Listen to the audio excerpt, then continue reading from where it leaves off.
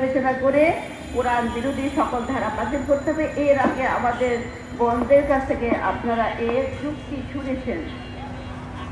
অষ্টম প্রস্তাব, কমিশন চাকরিতে সমান অধিকার চায়, সম্পত্তিতে সমান অধিকার চায়, কিন্তু তালাকের ক্ষেত্রে একপাক্ষিক ধরন ঘোষণের চায়। এখানে সমতার নীতি রইল কোথায়? একদিকে কমিশন পতিতাবৃত্তিকে আইনি বৈধতা দিতে চাচ্ছে, অন্যদিকে ধর্ষণের শাস্তিও চাচ্ছে, আবার স্ত্রীর অসম্মতিতে ম্যারিটাল রেপ আখ্যা দিয়ে ধর্ষণের আইনের আওতায় আনার সুপারিশ করেছে। এরপর কি আর এই সংসার টিকবে, না এর পরিসমাপ্তি ঘটবে? এই হাস্যকর দাবি বাতিল করতে হবে। নবম প্রস্তাব, কমিশন বহুবিবাহ বিলোপ করার প্রস্তাব করেছে।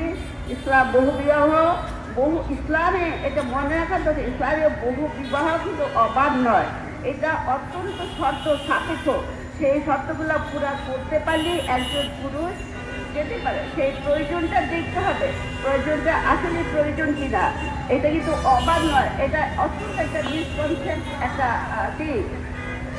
তারপরে শর্ত সাপেক্ষে জায়েজ হয়েছে।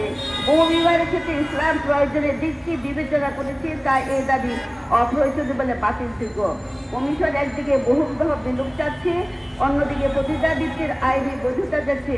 এটা কি স্ববিরোধিতা নয়? এটা একজন পুরুষ দায়িত্ব নেওয়া ছাড়াই বহু নারী গমনে উৎসাহিত হবে। আগেই বলেছি, ইসলাম বহু বিবাহ অবাধ নয়, বরং শর্ত সাপেক্ষ।